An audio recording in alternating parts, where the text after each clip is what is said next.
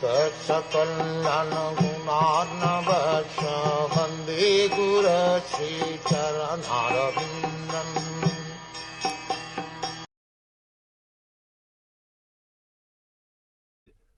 When Dhruva Maharaj saw the yaksas coming forward, he immediately took his arrows and cut the enemies to pieces. Separating their arms, legs, heads and bellies from their bodies, he delivered the yaksas to the planetary system, which is situated above the sun globe, and which is attainable only by first-class brahmacharis who have never discharged their semen. To be killed by the Lord or by his devotees is auspicious for non-devotees.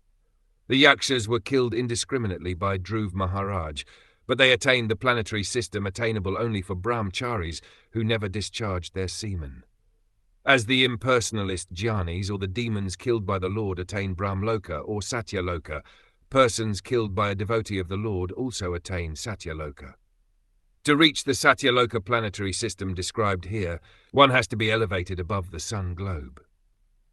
Killing, therefore, is not always bad. If the killing is done by the Supreme Personality of Godhead or his devotee or in great sacrifices, it is for the benefit of the entity killed in that way. Material so-called non-violence is very insignificant in comparison to killing done by the Supreme Personality of Godhead or his devotees.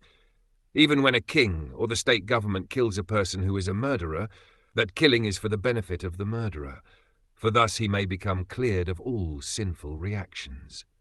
An important word in this verse is urdhvaretasa, which means brahmacharis who have never discharged semen. Celibacy is so important that even though one does not undergo any austerities, penances or ritualistic ceremonies prescribed in the Vedas, if one simply keeps himself a pure brahmachari, not discharging his semen, the result is that after death he goes to the Satyaloka. Generally, sex life is the cause of all miseries in the material world. In the Vedic civilization, sex life is restricted in various ways. Out of the whole population of the social structure, only the grihasthas are allowed restricted sex life. All others refrain from sex. The people of this age especially do not know the value of not discharging semen.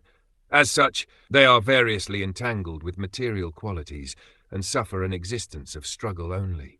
The word urdhvaretasa especially indicates the Mayavadi sannyasis who undergo strict principles of austerity. But in the Bhagavad Gita, the Lord says that even if one goes up to Brahmla, he again comes back.